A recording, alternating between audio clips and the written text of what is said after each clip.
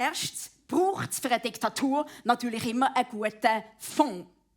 Für den nimmt man am besten einen Hampfle Sozialabbau, hochprozentige Arbeitslosigkeit, Inflation geht auch immer gut und natürlich eine gute Portion Xenophobie. Übrigens, Xenophobie, wenn ihr das nicht gerade daheim habt, findet ihr das am Stammtisch oder im Albisgütli.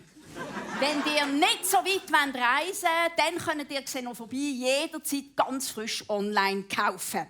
Jetzt tut man die Mischung hier innen einköcheln lassen, zu einer schönen, sämigen, braunen Soße. Ich kann nicht schauen, wie es brodelt und dampft und macht. Und Achtung, aufgepasst, immer rechts umdrehen.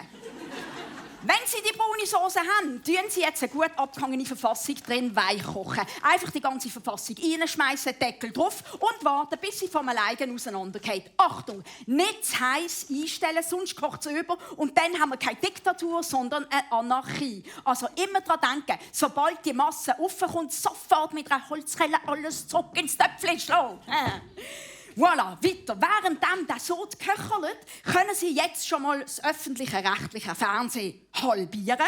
Ja, wenn das nicht klappt, tun Sie es halt vierteln oder einfach schnetzeln. Die Pressefreiheit tun Sie in hauchdünne Scheibeln und Fakten und Fiktionen im Betty Bossi Häckselblitz so lange häckseln, bis es ein feines Fake-News-Pulver ist.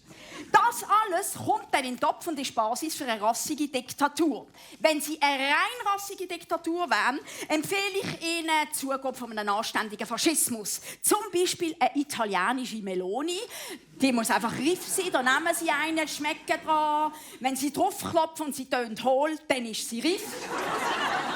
Oder Sie nehmen einen amerikanischen Maga. Einen Maga können Sie flüssig haben oder überflüssig oder gefroren mit einem Schuss Eis.